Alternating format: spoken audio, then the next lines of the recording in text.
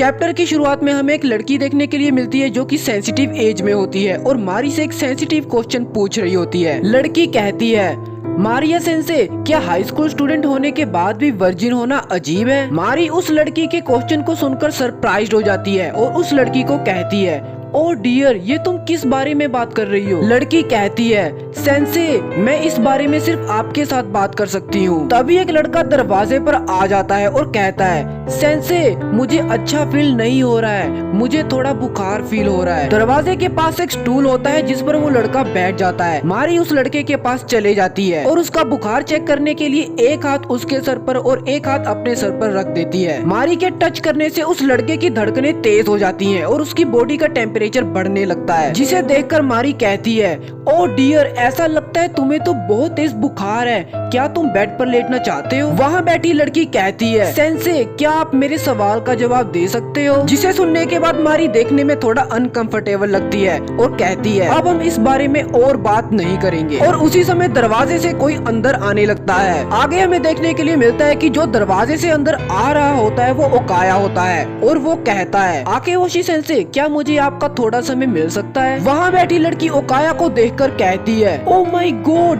क्या ये ओकाया कुन है? मारी ओकाया को कहती है, ऑफ कोर्स ओकाया कुन। जिसे सुनकर ओकाया मारी को थैंक यू कहता है। वहाँ बैठी लड़की ओकाया को एक्सक्यूज मी बोलकर वहाँ से जाने लगती है, जिसे सुनकर ओकाया कहता है, इट्स ओके, ये इतना इम्पोर्टेंट नहीं है। ओकाया को इतने प्यार से बोलता देखकर लड़की ब्लश करने लगती है और ओके कहती है। इसके बाद मारी ओकाया से वहाँ आने का कारण पूछती है, जिसके जवाब में ओकाया कहता है, एक्चुअली स्टूडेंट काउंसिल ने एक पोस्टर बनाया है जो कि एंटी बुलिंग वीक को डेडिकेटेड है। मैं सोच रहा था कि हम एक पोस्टर इन्फर्मेरी में भी लगा दें। मारी कहती है, तुम इसे एंट्रेंस डोर पर लगा सकते हो ताकि इसे सब देख पाएं। जिसे सुनकर ओकाया मारी को थैंक यू कहता है और वहाँ पोस्टर लगाने लगता है। उधर से मारी कहती है, ओकाया कुन बहुत ही एडमायरेबल है, तुम स्टूडेंट काउंसिल की एक्टिविटीज को लेकर बहुत ही पैशनेट हो। जिसे सुनकर ओकाया कहता है, ऐसा कुछ नहीं है, मैं ये सिर्फ इसलिए कर रहा हूँ क्योंकि मुझे ये करना पसंद है। इसके बाद मारी आगे कहती है, इतना ही नहीं, मैंने सुना है कि तुम अपने पिता की तरह एक साइकेट्रिस्ट बनना चाहते हो,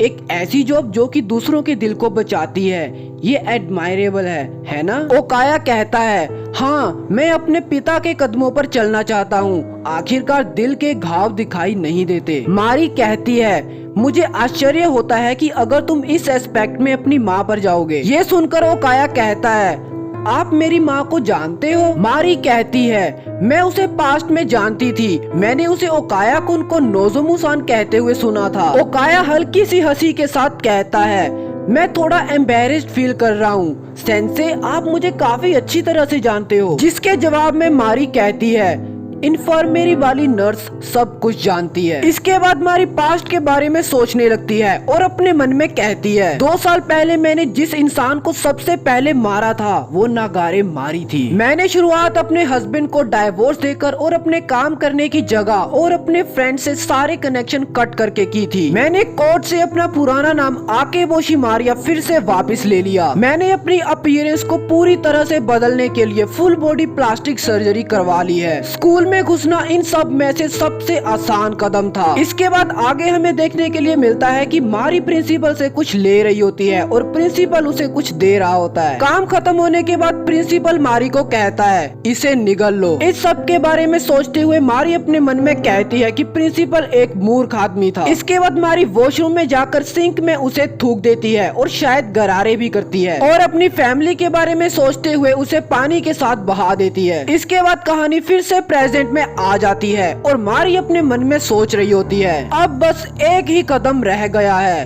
तुम सबकी जजमेंट। इसके बाद हमें देखने के लिए मिलता है कि कैमरामैन एक लड़की के साथ खड़ा होता है। कैमरामैन ने अपने हाथ में पैसे पकड़े होते हैं और वो लड़की कह रही होती है, मुझे माफ कर देना, मैं क्रैम स्कूल के कारण अपनी पार्ट टाइम जॉब पर काम नहीं कर सकती, मैं तुम्हें इस महीने सिर्फ 20,000 येन ही दे सकती हूँ, प्लीज कोवासे कुन, मुझे माफ कर देना। ये सुनकर कैमरामैन उस लड़की के पेट पर लात मार देता है और वो लड़की पीछे दीवार से टकरा जाती है। कैमरामैन उसके पेट से लात नहीं उठाता और कहता है, याजिमा, क्या तुम स्टूपिड हो?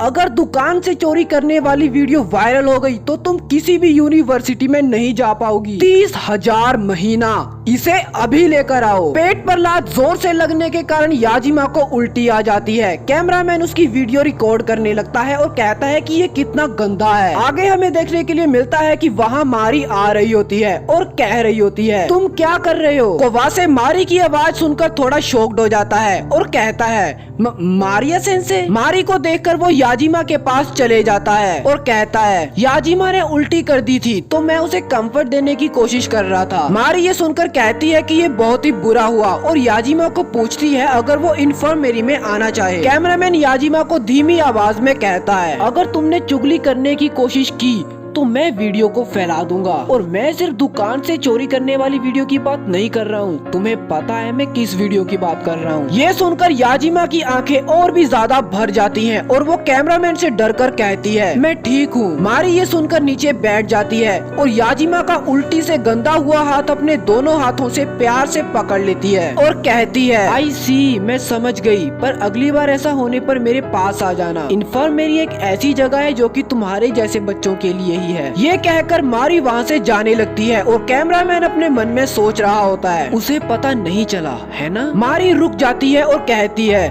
मैं लगभग भूल ही गई थी।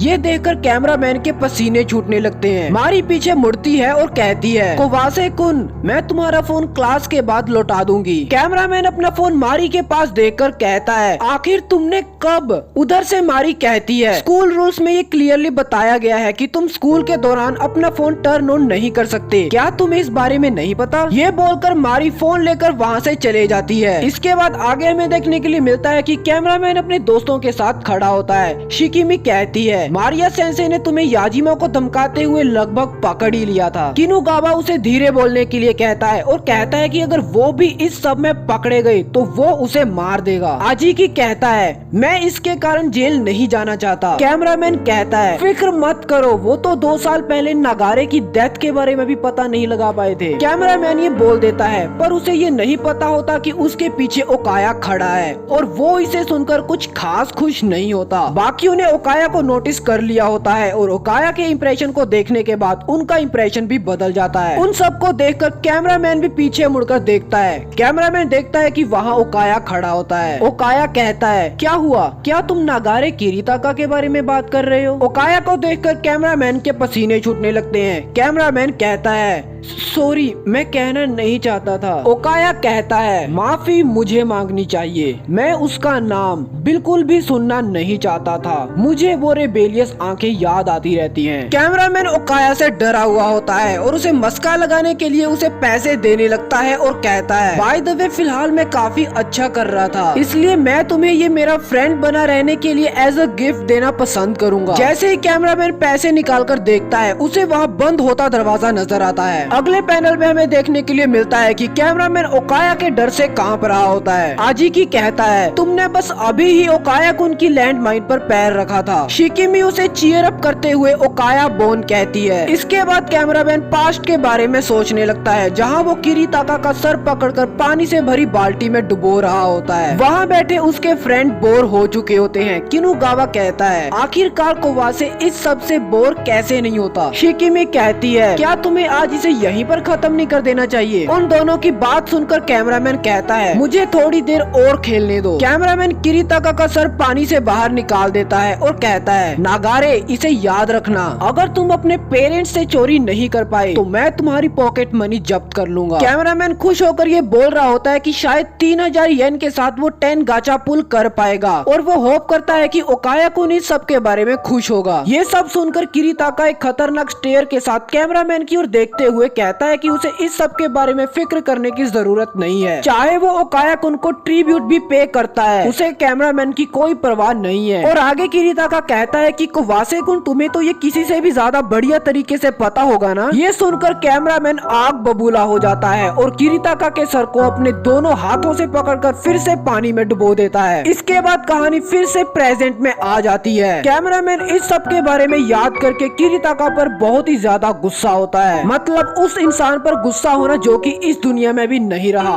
और वो भी तुम्हारे कारण। कैमरामैन हिपोक्रेसी की सारी सीमा पार कर देता है और कहता है, नागारे, मरने के बाद भी मुझे इस तरह एम्बेरस करने की तुम्हारी हिम्मत कैसे हुई। इसके बाद कहानी मारी की ओर आ जाती है। हमें देखने के लिए मिलता है कि फोन अनलॉक हो चुका है और मारी को किसी लड़की ने अपनी प्राइवेट लाइफ के बारे में क्वेश्चन पूछते हुए एक एनोनिमस मेल किया होता है, जिसका रिप्लाई करने के बाद मारी राहत से सांस लेती है और मेल को बंद कर देती है और कहती है वेल देन, और कैमरामैन के फोन से सारा डाटा देखने लगती है। वहाँ वो सारी फोटोज और वीडियोस होती हैं जो कि कैमरामैन ने क्लिक की होती हैं, जिन्हें देखकर मारी बोल रही होती है, second year class C, attendance number 5, Kobase Tsubasa. काफी सारे छोटे मोटे अपराध और दूसरों को चुपकर कपड़े उतारते हुए देखने का एक्ट कंफर्म किया गया है। एक ऐसा क्रिमिनल जो कि दूसरों के सेक्सुअली एक्सप्लिसिट शॉट्स लेता है और बाद में उनका इस्तेमाल उन्हें ब्लैकमेल करके उनसे पैसे निकलवाने के लिए करता है। ये सिर्फ उन लड़कियों को ही टारगेट करता है जो कि शांत रहती हैं और जिन्हें आसानी से कंट्रोल किया जा सकता है और जो कि इसका विरोध या रेसिस्ट नहीं करती। एक बहुत ही ज्यादा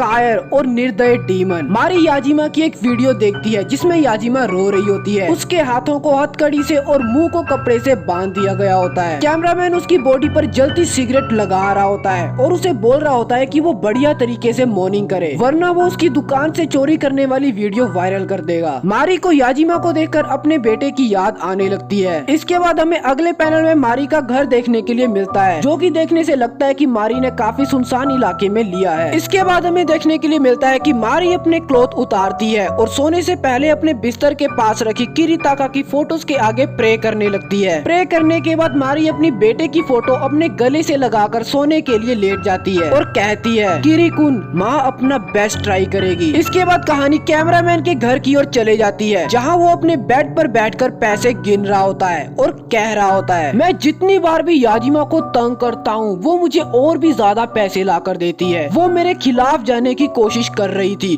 हालांकि वो बस एक स्टूपिड बिच है। कैमरामैन ये कहते हुए पैसे गिन ही रहा होता है कि तभी उसे एक नोटिफिकेशन आती है। वो नोटिफिकेशन को चेक करने के लिए फोन उठाता है और कहता है, ये कौन है?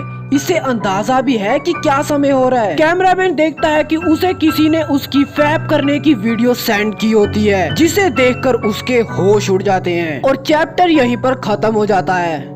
सो गाइस, आज की वीडियो बस यहीं तक थी। अगर आपने वीडियो को यहाँ तक देखा है तो भाई दिल से थैंक यू। जिस तरह कैमरामैन ने किरीताका को एक वीडियो सेंड की थी, उसी तरह कैमरामैन को भी एक वीडियो आ चुकी है। और पता है इस चैप्टर के लास्ट पेज पर क्या लिखा था? I am always watching you. तो आप समझ ही गए होंगे कि अगले चैप्टर में क्या होने वाला है, पर किस हद तक होने वाला है ये तो अगले चैप्टर में ही पता चलेगा। अगर आपको ये चैप्टर देखने में मजा आया हो तो वीडियो को लाइक कर देना और नीचे कमेंट में जरूर बताना कि कम्युनिटी पोस्ट से जो आपने गेस किया था, क्या आपका गेस सही निकला। चैनल को सब्सक्राइब कर देना, बेल नोटिफिकेशन को ऑन कर देना। मिलते हैं अगली वीडियो में, तब तक के लिए टेक केयर।